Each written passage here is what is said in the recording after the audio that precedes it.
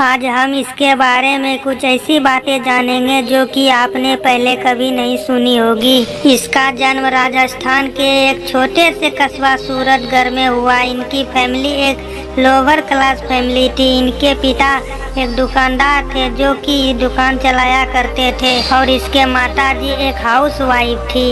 अरविंद अरोड़ा को बचपन से ही कुछ बड़ा करने का था। इसकी फैमिली ज़्यादा पढ़ी लिखी नहीं थी, जिससे इनके फैमिली के लोग जानते थे कि ये भी अपने पिताजी के तरह दुकान पर बैठेंगे। लेकिन जैसे तैसे करके इन्होंने अपनी 12th की पढ़ाई कंप्लीट की।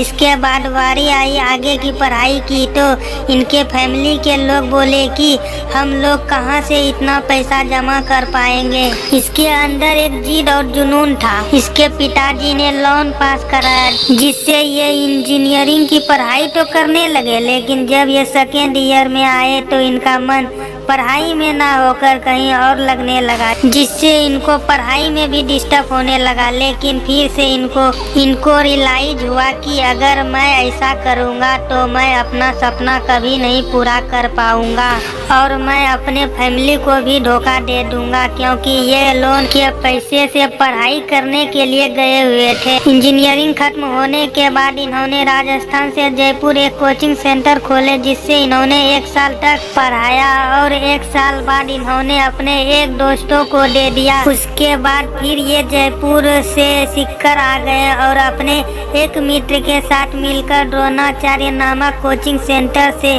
प्राचार्य लिया और एक संस्था खोले। जब इन्होंने एक सेंटर खोला था उस समय ये खुद अपने सेंटर का पोस्टर चिपकाया करते थे और वह भी रात के 2-2 बजे तक, क्योंकि दिन में इनको बच्चों को पढ़ाना रहता था। अरविंद सर अपने ऑफिस और क्लासरूम में खुद ही झाड़ू लगाया करते थे। 2 साल के कड़ी मेहनत के बाद इनके सेंटर में 350 बच्चों का एडमिशन हो गया था, जो कि उस समय के लिए एक बहुत ही बड़ी बात थी। और उसी समय इन्होंने एक कार भी खरीदा था। लेकिन फिर से ये सेंटर भी छोड़ना पड़ा, क्योंकि इनका दोस्त जो कि इनके पार्टनर था, इन्होंने कुछ विवाद हो गया और उसी दिन वह अपना कार लिए और चल दिए गुजरात की तरफ। इन्होंने रास्ते में जाते हुए सोचा कि यार मैं ये क्या कर रहा हूँ, मैं वहाँ जा रहा हूँ जहाँ लोग मुझे जानते ही नहीं।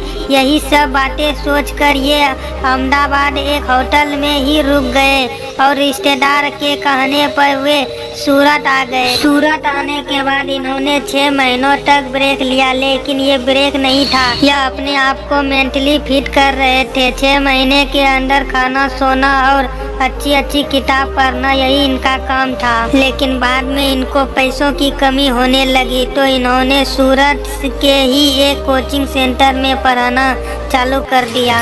एक दिन इन्होंने एक बुक पढ़ा और उससे काफ़ी प्रभावित हुआ और सोचा कि अगर इस पर वीडियो बनाते जाते तो कैसा लगेगा, और फिर इन्होंने वीडियो बनाना चालू कर दिया और इनके यूट्यूब करियर की शुरुआत यहीं से हुआ। ये सारे कोचिंग संस्थानों को छोड़कर अपना पूरा फोकस यूट्यूब पर देने लगे और आज इनके चैनल पर 12 मिलियन से भी ज़्यादा सब्सक्राइबर है। अरविंद अरोड़ा सर अब बेंगलुरु में रहते हैं और जल्द ही इन्होंने बेंगलुरु में ही अपना खुद का घर भी लिया और लाखों के गाड़ी में घूमते हैं। इनके महीने की कमाई की बात करें तो ये हर महीने 8 से 10 लाख रुपया कमा लेते हैं और इनकी उम्र अभी 35 साल है और ये प्रोफेसर से टीचर और यूट्यूबर है।